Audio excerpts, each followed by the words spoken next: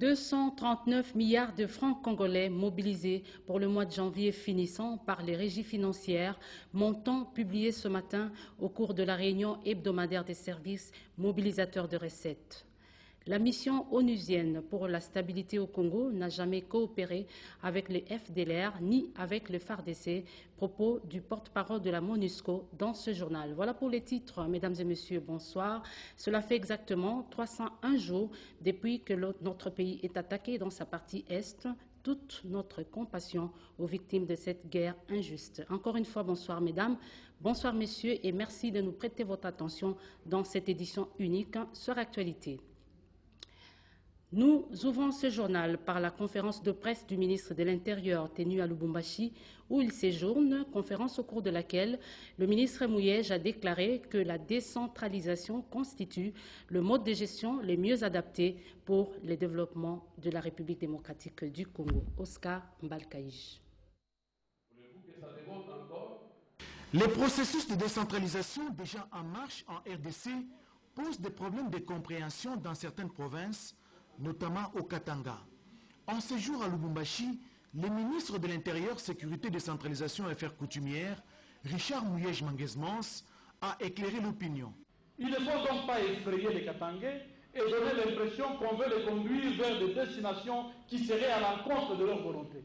L'essentiel, c'est de ne pas confondre décentralisation impliquant découpage et le fédéralisme comme forme de l'État.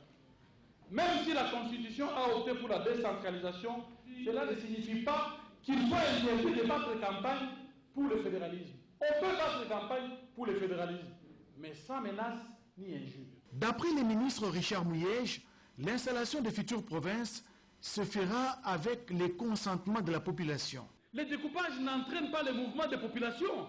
Il ne faut pas vous mettre ça à l'esprit. Si nous comprenons cela comme ça, alors je suis d'accord, arrêtons. Pas de découpage. Or, j'ai l'impression que jusque-là, les gens ne comprennent pas. Et c'est ce que je vous ai dit. On n'ira pas brutalement. On ira avec délicatesse.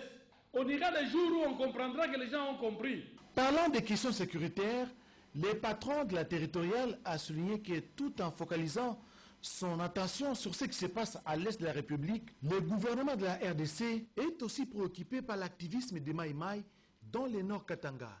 Et Richard Mouyej de préciser que ceux qui entretiennent des milices, des bandits qui s'adonnent au sein des vols, viols et pillages, subiront la rigueur de la loi et seront réprimés avec la dernière énergie.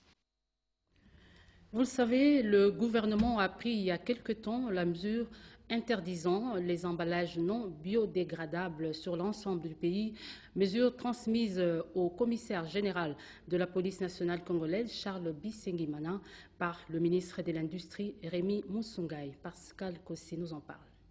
Au cours de cette séance de travail entre le commissaire général de la police nationale congolaise, le commissaire divisionnaire adjoint Charles Bisengimana et le ministre de l'Industrie, Petites et Moyennes Entreprises, avec son homologue de l'économie et du commerce représenté par son directeur du cabinet, l'ordre du jour a porté sur la vulgarisation de l'arrêté interministériel portant interdiction d'importation, fabrication et commercialisation des emballages non biodégradables en RDC. La période moratoire des 3 mois accordée aux opérateurs économiques qui évoluent dans ce domaine ayant expiré depuis le mois de novembre 2012, le ministre de l'Industrie est venu demander l'implication de la police pour la stricte application du dit arrêté en vue de juguler la pollution de nos cours d'eau par des sachets et des bouteilles en plastique non biodégradables, ayant pour conséquence la destruction de l'écosystème provoqué par la prolifération des sachets et de bouteilles en plastique, à la grande indifférence des fabricants et au préjudice notamment des mamans maraîchères qui éprouvent des difficultés pour produire des légumes à cause de la pauvreté du sol.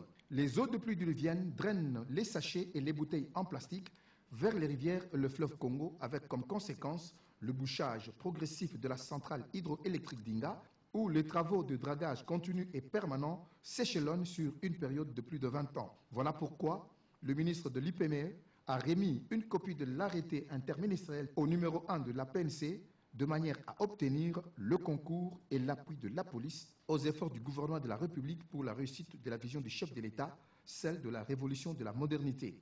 À son tour, le commissaire général de la police a remis la copie du dit arrêté au commissaire provincial de la PNC, ville Kinshasa, représentant tous les commissaires provinciaux pour large diffusion et stricte application. Pour la population que des mesures conservatoires vont être prises pour que l'opération puisse réussir, que ce soit une bonne réussite.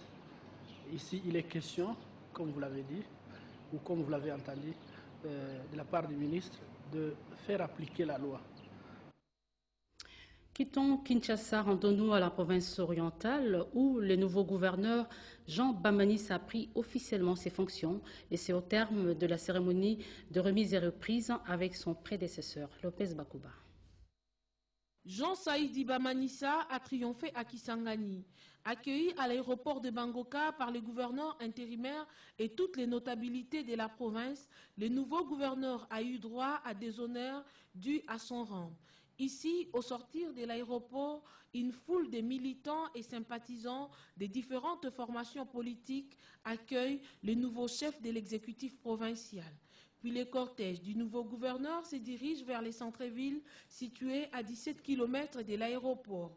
Jean Bamanissa est investi du pouvoir coutumier par l'autorité traditionnelle EMA et reçoit en plus de bâton du commandement un taureau. Le gouverneur de la province orientale est prié de descendre de sa jeep et continuer le parcours plus de 3 km à pied. Nombreux sont ces déboyomés qui placent en lui tout leur espoir. Nous sommes venus non pas pour commencer à regarder des petits problèmes, mais c'est pour travailler et aller de l'avant, n'est-ce pas? Donnez-nous le temps d'organiser nos administrations, de mettre en place un programme qui va permettre vraiment le développement de notre province. Les besoins sont énormes. L'électricité, l'eau. S'en est suivi la cérémonie officielle des remises et reprises entre le gouverneur ad intérim et le nouveau patron de la province orientale, en présence de toutes les autorités civiles et militaires. Ainsi commence un mandat pour Jean Bamanissa avec autant de défis à relever. Retour à Kinshasa, les régies financières, la DGI, la DGRAD et la DGDA ont réussi à mobiliser pour le mois de janvier 239 milliards de francs congolais pour les comptes du Trésor, montant révélé au cours de la réunion hebdomadaire des services mobilisateurs de recettes présidée ce matin par le vice-ministre des Finances, Ricky Zoudeyoa. Quelles assignations étaient attendues en ce mois de janvier 2013 en termes des ressources intérieures à mobiliser par les régies financières? La réponse à cette question a été donnée ce mercredi au cours de la réunion hebdomadaire des services mobilisateurs des recettes présidée par le vice-ministre des Finances Roger Chulungurunika avec la participation du secrétaire général aux Finances Antoine Mouyaya. Le bilan fait état de plus de 239 milliards de francs congolais de recettes réalisées contre 248 milliards attendus, malgré les jours de grève qui ont limité il y a peu le rythme des importations au port de Matadi et de Boma. La DGI a dépassé les assignations du mois de janvier avec les réalisations de 110 milliards contre 105 projetés. La DGDA a réalisé 102 milliards contre 105 et la DGRAD 27 milliards contre 30 milliards attendus. Nous avons aussi passé en revue les dossiers contentieux. Il y a des dossiers courants à charge de la DGDA et de la DGI et les dossiers contentieux qui concernent les trois régies. Le vice-ministre des Finances, Roger Chulungu, a de ces faits rappelé aux responsables des régies financières le souhait du chef de l'État, Joseph Kabila, de voir les recettes doublées en 2013. Il les a invités à travailler dans le strict respect des règles en la matière et à mener une lutte sans merci contre la fraude, la corruption et autres antivaleurs.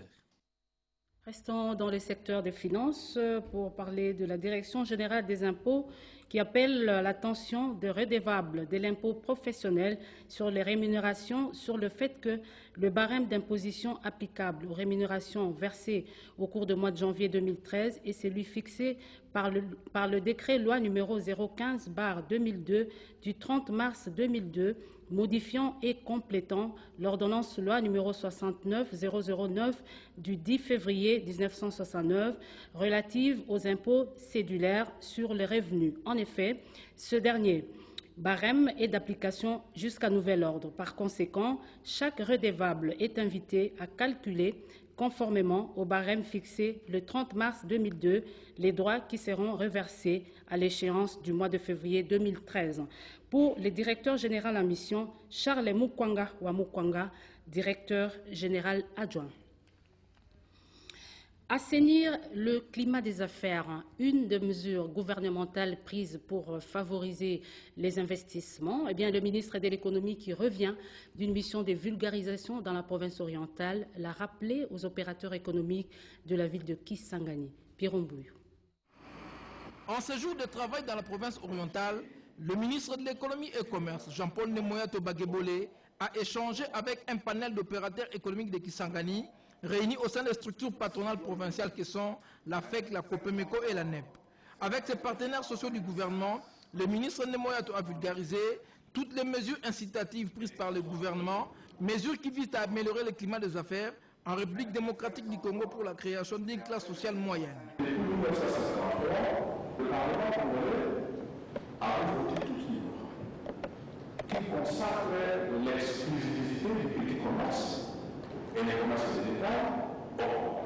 Ces processus de vulgarisation de mesures gouvernementales balisent la voie de leur application sans faille dans tous les pôles économiques de la province orientale. Il s'est souligné que cette série de sensibilisation, de mesures gouvernementales auprès des opérateurs économiques de Kisangani fait suite à celles effectuées par le ministre de l'économie et commerce, Jean-Paul Nemoyato Baguebole, d'abord dans la ville-province de Kinshasa, ensuite au Bas-Congo et enfin au Katanga, où il avait également échangé avec les membres de la Fédération des entreprises du Congo de ces trois provinces de la RDC.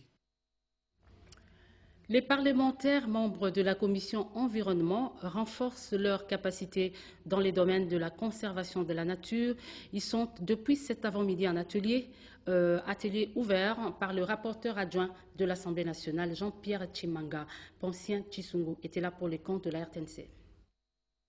Ils sont tous membres du réseau Globe RDC. Ces députés et sénateurs se sont réunis ce mercredi 30 janvier 2013 en la salle des spectacles du Palais du Peuple.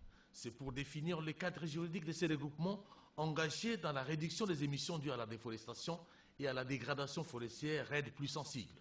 En tant que parlementaire, faire un état des lieux et envisager des perspectives en vue des réformes législatives protégeant des forêts et pour une issue liée au changement climatique et aux négociations internationales sur le climat.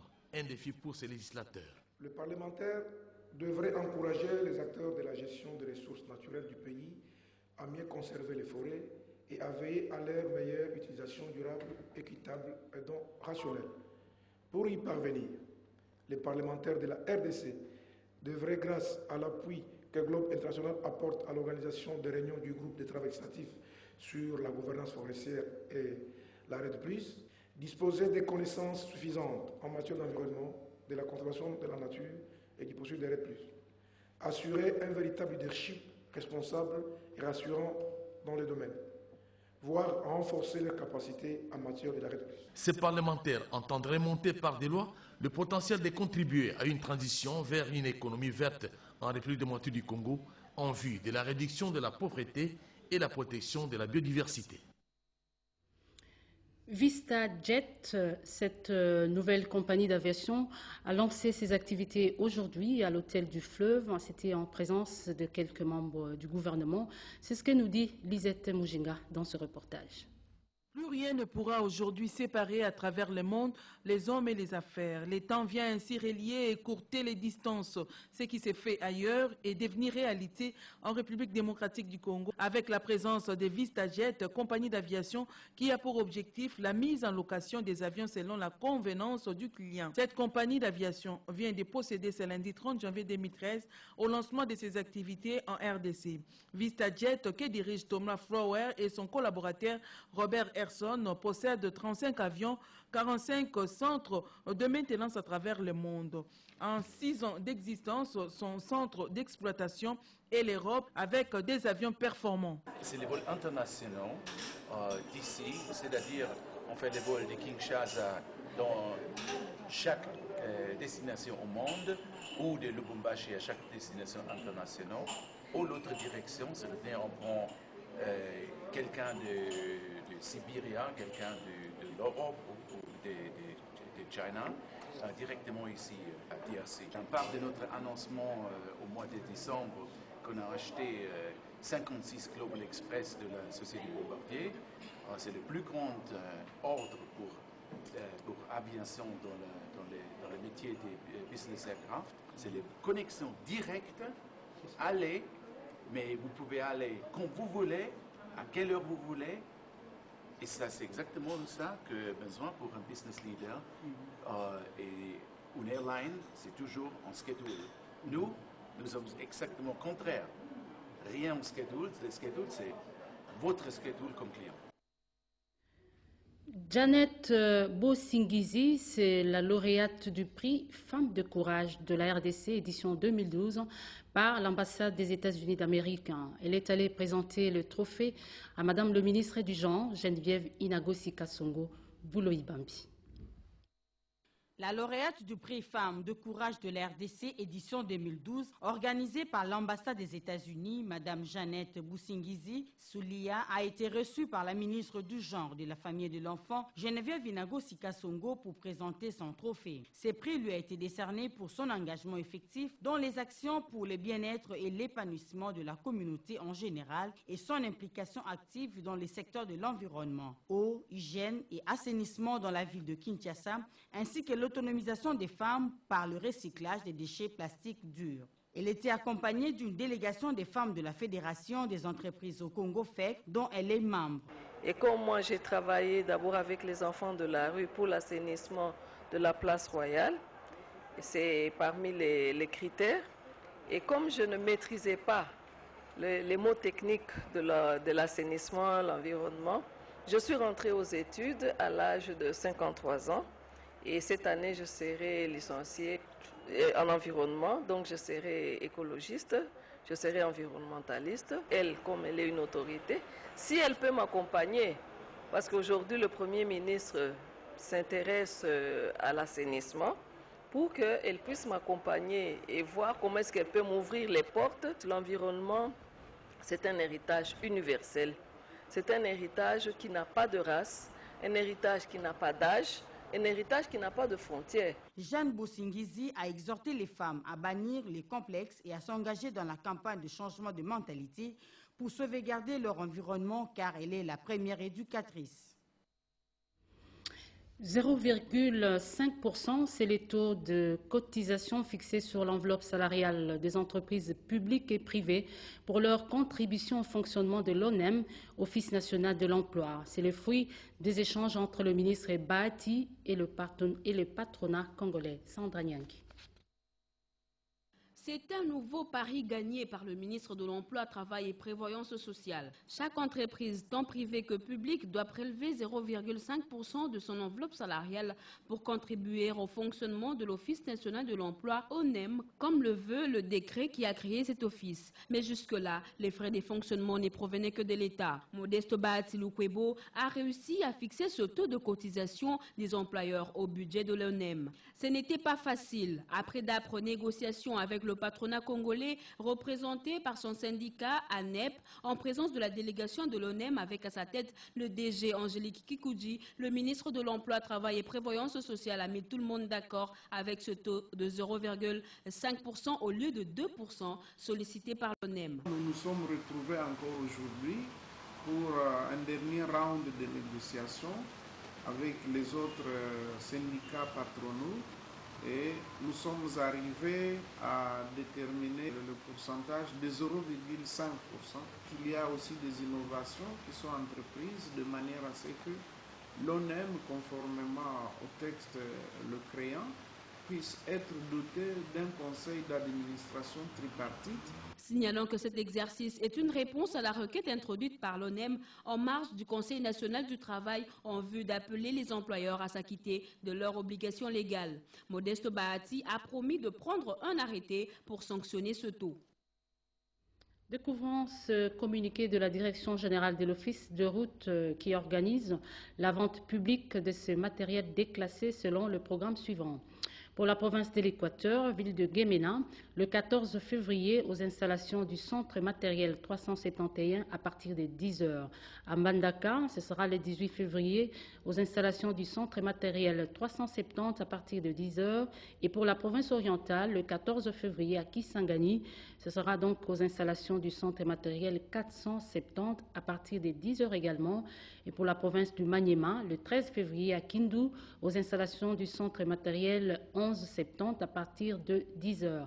Notez bien, les listes de ces matériels et les conditions de vente sont affichées au siège des directions provinciales, à la direction générale de l'office de route et au département de gestion et maintenance de Kinshasa Limité Poids Lourd 52 Kingaboa.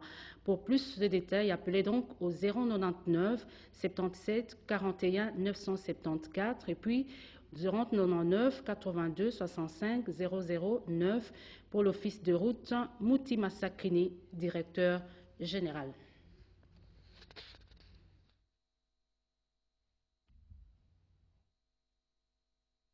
L'application du taux de cotisation des allocations familiales au centre des discussions ce matin entre les responsables de la FEC et ceux de l'INSS.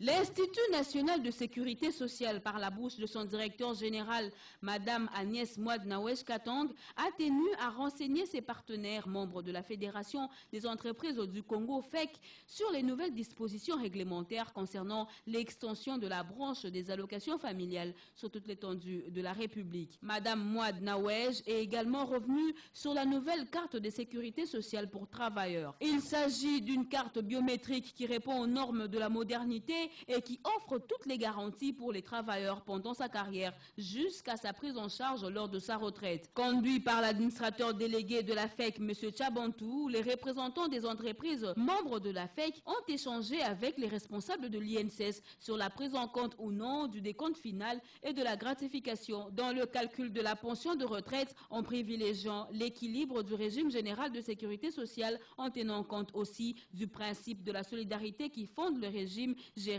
par l'INSS. Le directeur général intérimaire de l'INSS, Mme Agnès Mouad-Nawesh Katang, a invité par ailleurs ses interlocuteurs à déclarer les sommes réellement perçues et à les verser régulièrement à l'INSS. À ce stade du journal, sachez que le président de la République, Joseph Kabila Kabange, a ouvert aujourd'hui à Lubumbashi les travaux du Forum sur la gestion des ressources minérales précieuses. Et bien des précisions dans ce reportage de Anakle Mulunda. De la République démocratique du Congo pour la bonne gouvernance et la transparence dans les secteurs miniers. Pendant 2 jours, le gouvernement de la RDC et ses partenaires dans ce domaine se réunissent à Lubumbashi pour faire un état des lieux des mines en RDC. Qualifié de scandale géologique, le riche sous-sol de ce pays n'a presque jamais bénéficié à sa population. Voilà pourquoi le chef de l'État, Joseph Kabila, qui a lui-même ouvert les assises, a tenu à donner des orientations claires. Nous devons cheminer vers une nouvelle vision du développement de notre secteur minier. Cette vision conserve les aspects positifs de notre code minier, notamment l'attractivité du secteur pour les investisseurs, tout en mettant l'accent sur l'amélioration de la gestion des revenus dus à l'État. À juste titre, parce que les revenus dans ces secteurs ne contribuent presque pas à l'amélioration des conditions de vie de la population, a déploré pour sa part le ministre des Mines, Martin Kabouloulou.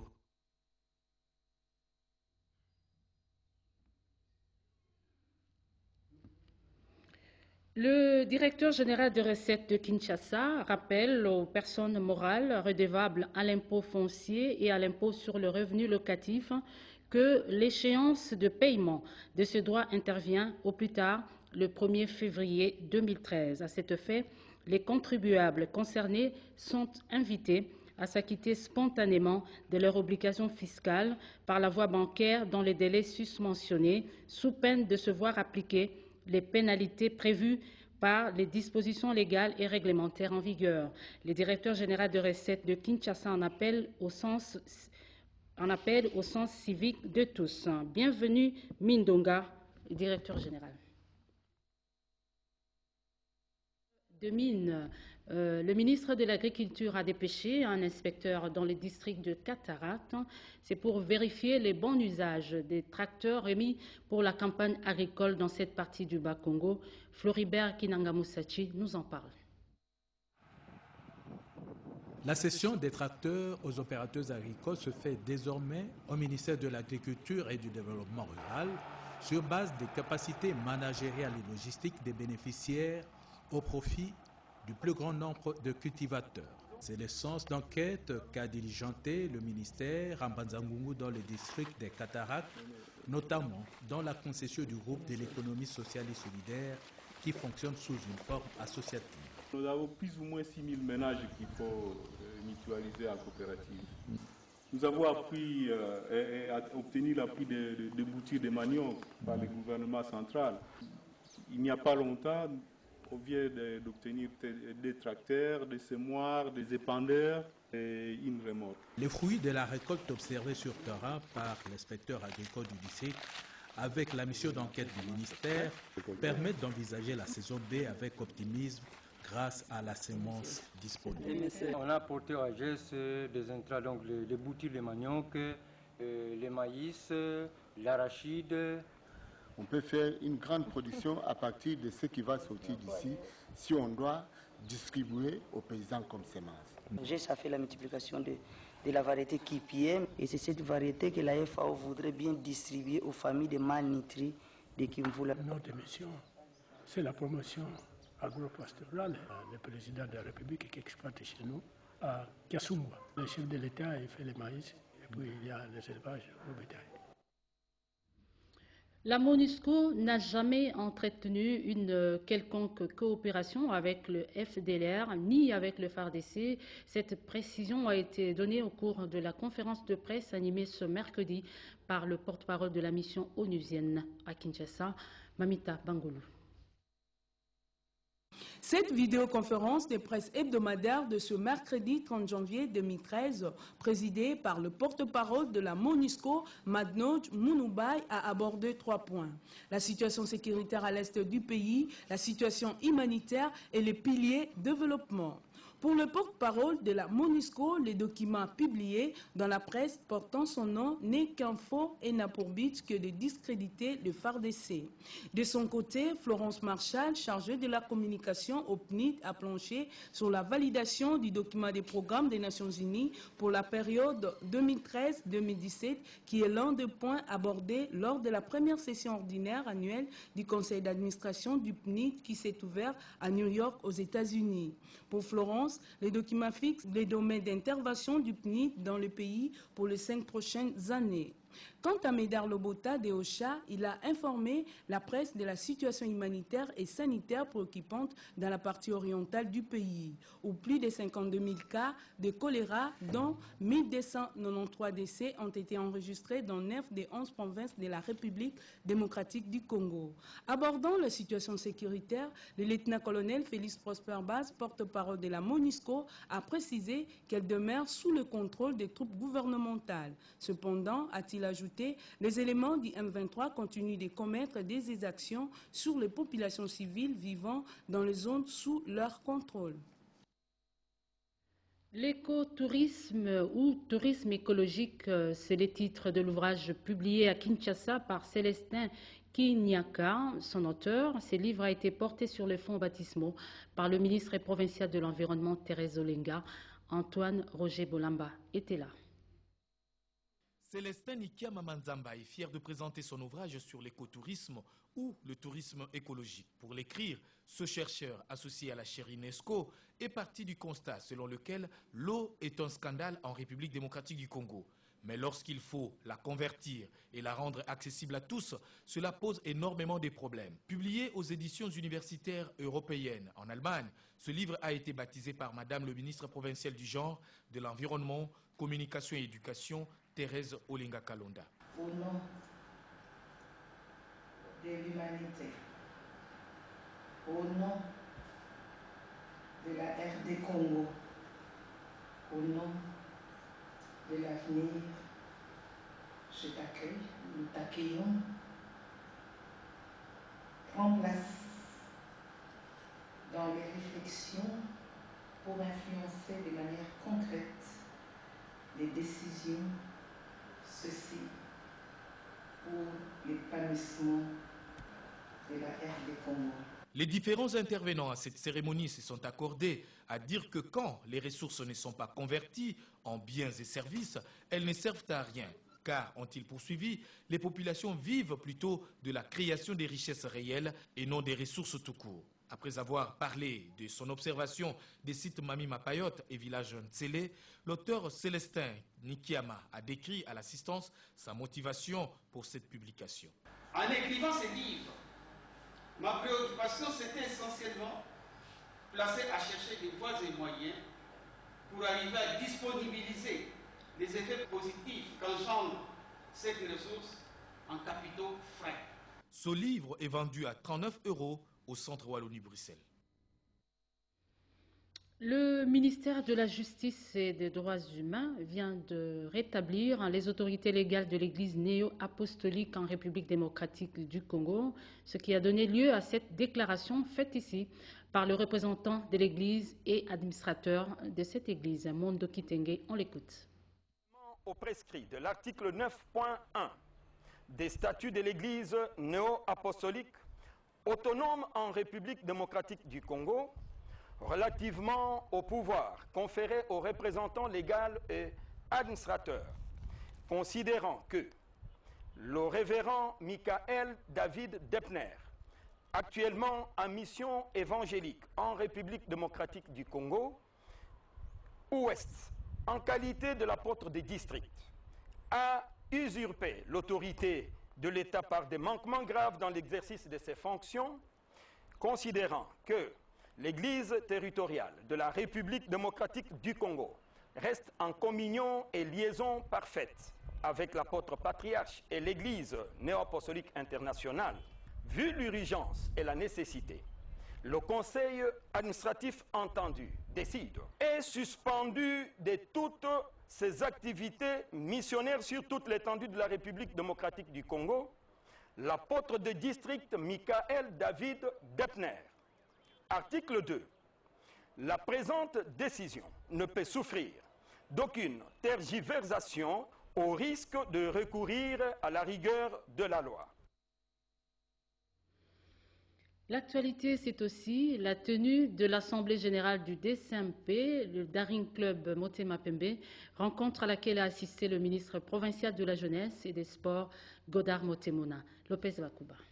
Les supporters des Daring Club Motema Pembe réclament une assemblée générale pour la bonne organisation de cette équipe. La tenue de cette réunion tant souhaitée tarde à venir. Pour trouver une issue à ces problèmes, le ministre provincial de la Jeunesse et des Sports de la ville de Kinshasa a reçu des délégations de ces clubs. Après avoir écouté ses interlocuteurs, Godard Motemona a apaisé les esprits et promet de remettre de l'ordre au sein des Daring Club Motema Pembe. Et nous avons tenu à soumettre ces différends-là à l'autorité urbaine. Et il nous a bien reçus, il nous a bien écoutés et nous en sommes fiers. Apparemment, les deux délégations s'en remettent à l'arbitrage du ministre provincial des Sports. Quand même, on vient de discuter ensemble avec lui et je crois qu'on aura une solution à ce sujet. Je demande à nos supporters d'être calmes. Nous travaillons là-dessus. Je crois que le moment venu, nous allons convoquer notre assemblée ordinaire. Un communiqué nécrologique avant de boucler ce journal. Mademoiselle Renette Koulonga, stagiaire à la direction des informations télévisées à la RTNC, la famille Kitambo, représentée par Zéphirin Kitambo, Makola, la photo s'il vous plaît, Naomi, Émilie, Modeste Mbisi, pasteur Alberto Mouyembe et les ressortissants de Massimanimba dans les secteurs de Mokano ont la profonde douleur d'annoncer aux amis et connaissances le décès de leur tante, maman et sœur, Joséphine Mimbo Luinda, décès survenu le 26 janvier dernier à la clinique Bondeko de Limete. Le programme des obsèques se présente de la manière suivante. Vendredi 2 février 2013, levée du corps à la clinique Bondeko et exposition sur l'avenue Losso numéro 1 dans la commune de Massina, quartier 3, en face d'Aéroclub. Samedi 3 février, enterrement au cimetière de Kinkole. Ce communiqué tient lieu de faire part.